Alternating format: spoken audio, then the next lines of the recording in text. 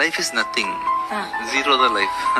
நம்ம எல்லாம் நினைச்சிட்டு இருக்கோம்ல லைஃப் பத்தி, அப்படி இப்படின்னு பெருசா நினைச்சிட்டு இருக்கோம்ல, அதெல்லாம் ஒண்ணுமே இல்ல, ரொம்ப சின்ன விஷயம் தான் ஆக்சுவலா. நம்ம கண்ணை வச்சு லைஃப் அப்படி பாக்குறோம். நம்ம கண்ட்ரோல்ல நம்ம லைஃப் இல்ல.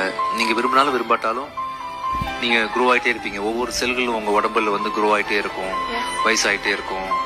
Nearing something. நம்ம அனுமதி இல்லாம நம்ம உலகத்துக்கு வந்துட்டோம்.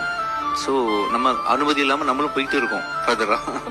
நம்ம இந்த டிஏஜிங் நிறுத்த முடியாது, ஏஜ் ஆகிறத நிறுத்த முடியாது. ஒரு ஜேர்னி வந்தாச்சு.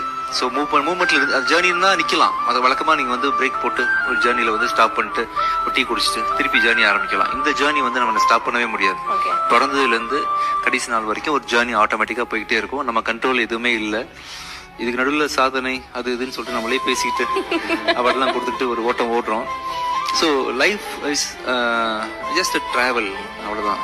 விரும்பியும் விரும்பாட்டாமலும் நீ அதை கடந்துதான் ஆகணுன்ற மாதிரி ஒரு சூழ்நிலை. முடிஞ்ச வரைக்கும் ரொம்ப பீஸ்ஃபுல்லா சாதாரணமா மற்றவங்களுக்கு தொந்தரவு இல்லாம முடிஞ்சா சப்போர்ட் பண்ணிட்டு போயிடலாம் அப்படின்றதுதான்